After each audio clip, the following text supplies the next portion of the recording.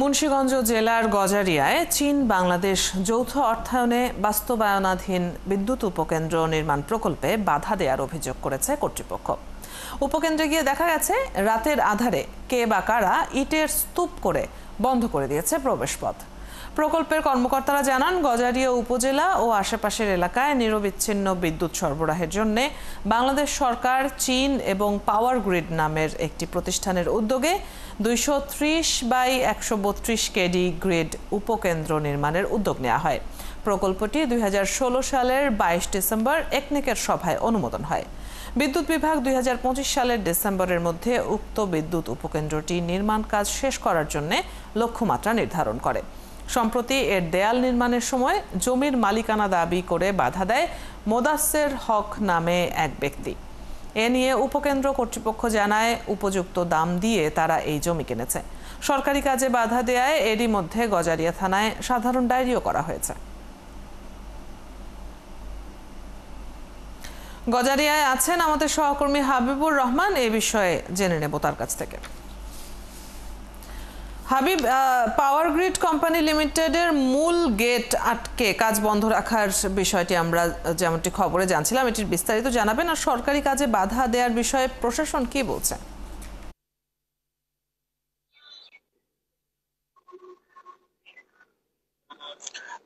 অদিতি, যথারীতি 145 ধারা সেখানে জারি করেছে অতিরিক্ত জেলা ম্যাজিস্ট্রেট মুন্সিগঞ্জ থেকে, যাতে করে কোনো স্থিতি অবস্থা বজায় রাখে এবং সরকারি কাজে যেন বাধা না দেয়া হয়।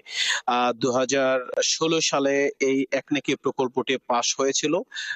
চায়না এবং বাংলাদেশের G2G পদ্ধতিতে এই প্রকল্পটি গ্রহণ করে বাংলাদেশ সরকার।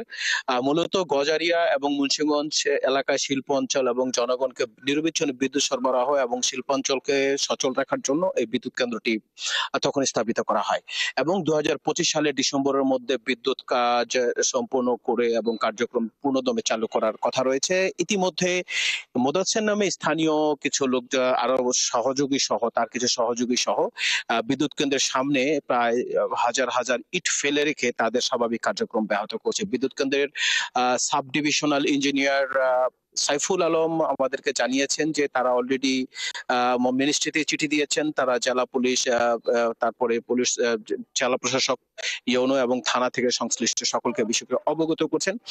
যদিও প্রশাসন এই বিষয়টি সুরাহা করার জন্য দফায় দফায় আলোচনা করা যাচ্ছে। পাশাপাশি একটা তথ্য দিতে চাই অদিতি, এই জায়গা নিয়ে কিন্তু একটা মামলা চলমান আছে। যারা জায়গা পাবে বলে দাবি করছে তারা কিন্তু মামলা চলমান। এই চলমান মামলা রেখেই তারা আসলে চাচ্ছে যে তাদের দাবিটুকু বিভিন্নভাবে আদায় করে নেওয়ার জন্য, যেটা সম্পূর্ণ আইন বহির্ভূত বলে গজারিয়া থানার ভারপ্রাপ্ত কর্মকর্তা আমাদেরকে জানিয়েছেন। তিনি বলেছেন যে আসলে এটা সম্পূর্ণ আইন বহির্ভূত, যেহেতু একটা মামলা চলমান রয়েছে, মামলার সুরাহা না হওয়া পর্যন্ত আসলে সে অনুপাতে ব্যবস্থা করা যায় না। তো আমার সাথে যুক্ত হয়েছে আসলে পাওয়ার গ্রিড কোম্পানির sub divisional engineer Saiful Alam. আসলে আপনাদের কি হয়েছে? আপনাদের বিদ্যুৎ কেন্দ্র বন্ধ কেন? থ্যাংক ইউ আপনাদের করার জন্য, তথ্য দেওয়ার জন্য। আপনারা জানেন, সারা বাংলাদেশের ক্রমবর্ধমান বিদ্যুৎ চাহিদা পূরণের জন্য এবং অত্র এলাকার বিদ্যুতের চাহিদা পূরণের জন্য যাতে নিরবচ্ছিন্ন বিদ্যুৎ পাওয়া যায়, এজন্য বাংলাদেশ সরকার তথা পিসিবি কর্তৃক আমাদের গজারিয়া একটা প্রজেক্ট গ্রহণ করা হয় হাই ভোল্টেজ সাবস্টেশন বানানোর জন্য। এই সাবস্টেশন বানানোর ফলে অত্র এলাকা থেকে কুমিল্লার কচুয়া এবং গজারিয়ায় বিভিন্ন প্রত্যন্ত অঞ্চলে নিরবচ্ছিন্ন বিদ্যুৎ পাবে এলাকার লোকজন। এর স্বার্থে প্রজেক্টটা হাতে নেওয়া। আমাদের উন্নয়ন কাজ চলছে। আমাদের প্রজেক্টটা সবাই জানেন একটা মেয়াদ থাকে, এই 2 বছর 3 বছর আমাদের মেয়াদ খুব অতি তাড়াতাড়ি শেষ হয়ে যাবে। আমাদের কাছে শেষ করা দরকার। আমরা দেখতে পারলাম এখানে একটু প্রতিবন্ধকতা, কিন্তু এই নিয়ে আমরা ওসি সাহেবের পড়ছিলাম, মানে সুষ্ঠু সমাধান দিয়েছে। আমরা খুশি।